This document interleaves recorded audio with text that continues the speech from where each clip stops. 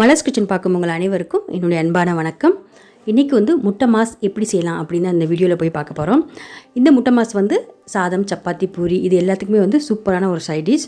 செய்கிறது வந்து ரொம்ப ஈஸி தான். ஸோ வந்து டேஸ்ட்டும் வந்து ரொம்ப பிரமாதமாக இருக்கும். ஸோ வாங்க வீடியோவில் போய்ட்டு முட்டை மாஸ் எப்படி செய்யுதுன்னு பார்க்கலாம்.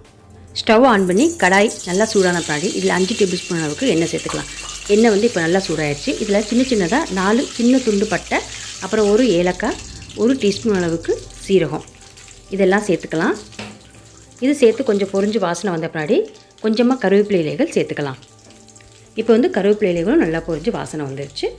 அதுக்கப்புறமா 4 பச்சை மிளகாய் சேர்க்குறேன். இது கூடவே 4 பெரிய வெங்காயத்தை பொடியாக கட் பண்ணி வச்சுருக்கேன். இதையும் சேர்த்துக்கலாம். வெங்காயம் வந்து நல்லா வதங்கி பச்சை வாசனை போகணும். அது வரைக்கும் இதை வந்து நல்லா வதக்கிக்கலாம். ஸ்டவ்வை வந்து மிதமான தீயிலே வச்சு வெங்காயத்தை நல்லா கண்ணாடி பதம் வர வரைக்கும் வதக்கிக்கலாம். வெங்காயம் இப்போ நல்லாவே வதங்கிருச்சு. இப்போ வந்து இதில் 2 டேபிள் ஸ்பூன் அளவுக்கு இஞ்சி பூண்டு விழுது அரைச்சி வச்சுருக்கேன். இதே சேர்த்துக்கலாம். இதுவும் நல்லா பச்சை வாசனை போகணும். அது வரைக்கும் வதக்கிக்கலாம். இது வதக்கும்போது வந்து கடாயில் வந்து அடிப்பிடிக்காமல் இருக்கணும். அதனால் வந்து ஸ்டவ்வை மிதமான தீயிலே வச்சு இஞ்சி பூண்டு விழுது பச்சை வாசனை போகிற வரைக்கும் வதக்கிக்கலாம். நல்லா வதக்கியாச்சு பாருங்கள். இப்போ இதில் 3 தக்காளியை பொடியாக கட் பண்ணி வச்சுருக்கேன். இதையும் வதக்கிக்கலாம். தக்காளியை வந்து நல்லா மசிய வதங்கணும். அந்த அளவுக்கு வதக்கிக்கலாம். தக்காளி பாருங்கள், இந்த அளவுக்கு நல்லா வதங்கி இருக்கணும். நல்லா வதக்கியாச்சு. இப்போது 1/2 டீஸ்பூன் மஞ்சள்தூள் சேர்த்துக்கலாம். அதுக்கப்புறமா காரத்துக்கு 3 டீஸ்பூன் மிளகாய்த்தூள் சேர்க்குறேன். நீங்கள் வந்து உங்களுக்கு காரத்துக்கு ஏற்றாப்புல சேர்த்துக்குங்க. அதுக்கப்புறமா ஒரே 1 டீஸ்பூன் மல்லிப்பொடி சேர்க்குறேன். கடைசியாக வந்து 1/2 டீஸ்பூன் கரம் மசாலா தூள், அப்புறம் தேவையான அளவு உப்பு. இது எல்லாத்தையும் சேர்த்துட்டு எண்ணெயிலே ஒரு 1-2 நிமிஷம் நல்லா வதக்கிக்கலாம். மிளகாய்த்தூள், மல்லித்தூள் இதோடைய பச்சை வாசனைலாம் போயிட்டு நல்லா வதங்கணும். அது வரைக்கும் இதை வதக்கிக்கலாம். ஸோ இப்போ வந்து நல்லாவே வதக்கியாச்சு.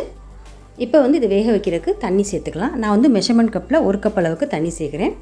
இது எல்லாத்தையும் சேர்த்துட்டு எல்லாத்தையும் நல்லா மிக்ஸ் பண்ணிவிட்டு இது கொஞ்சம் கொதித்து வத்தட்டும். அது வரைக்கும் இதை வேக வச்சுக்கலாம். இப்போ பாருங்கள், நல்லா வந்து தண்ணி கொதிக்க ஆரம்பிச்சிருச்சு. இந்த ஸ்டேஜில் நம்ம வேக வச்சுருக்க முட்டை எல்லாத்தையுமே சேர்த்துடலாம். நான் வந்து இன்றைக்கி முட்டை மாஸ் பண்ணுறதுக்கு 5 முட்டை வேக வச்சு இதை வந்து 4ஆக கட் பண்ணி வச்சுருக்கேன். இப்போது வேக வச்ச முட்டை எல்லாத்தையுமே இதில் சேர்த்துடலாம். ஏற்கனவே வந்து முட்டையை வந்து நம்ம வேக வச்சு தான் சேர்க்குறோம். அதனால் ரொம்ப நேரம் வந்து இதை நம்ம வேக வைக்க வேணாம். ஒரு 2 நிமிஷம் மிதமான தீயிலே வச்சு இது எல்லாத்தையும் நல்லா கலந்து விட்டுக்கலாம். மெதுவாக வதக்கிய வெங்காய, தக்காளி இது எல்லாத்தையும் கூட வந்து முட்டையும் கலந்துக்கலாம். அடுப்பு வந்து மிதமான தீயிலே வச்சு எல்லாத்தையும் மிக்ஸ் பண்ணிக்கலாம். ஸோ பாருங்கள், சூப்பரான முட்டை மாஸ் ரெடி ஆயிடுச்சு. 2 நிமிஷம் கழித்து இறக்கும்போது 1 டீஸ்பூன் மிளகுத்தூள் சேர்த்துக்கலாம். அதுக்கப்புறமா குட்டியாக கட் பண்ணியிருக்க கொத்தமல்லி இலைகள் சேர்த்துட்டு ஸ்டவ்வை ஆஃப் பண்ணிடலாம். ஸோ இவ்வளோ தாங்க, சூப்பரான முட்டை மாஸ் ரெடி ஆயிடுச்சு. ரொம்ப டேஸ்ட்டாக இருக்கும். செய்கிறது வந்து ரொம்ப சுலபந்தான். இட்லி, தோசை, அப்புறம் சப்பாத்தி, பூரி, சாதம், எல்லா வகையான குழம்பு எல்லாத்துக்குமே வந்து ரொம்ப பர்ஃபெக்டாக ரொம்ப பிரமாதமாக இருக்கும். நீங்களும் இதை வீட்டில் ட்ரை பண்ணி பார்த்துட்டு எப்படி இருந்துச்சுன்னு கமெண்ட்ஸ் சொல்லுங்கள். வீடியோ உங்களுக்கு பிடிச்சிருந்துச்சுன்னா லைக் பண்ணுங்கள், ஷேர் பண்ணுங்கள். அப்புறம் இது வரைக்கும் நீங்கள் மலர்ஸ் கிச்சனுக்கு சப்ஸ்கிரைப் பண்ணலன்னா மறந்துடாமல் சப்ஸ்கிரைப் பண்ணிடுங்க. கூடவே பக்கத்தில் இருக்க பெல் பட்டனை ப்ரெஸ் பண்ணிடுங்க. அப்போ தான் நான் போடக்கூடிய வீடியோஸ் எல்லாம் நீங்கள் உடனுக்குடன் பார்க்கலாம். மீண்டும் பார்க்கலாம். நன்றி, வணக்கம்.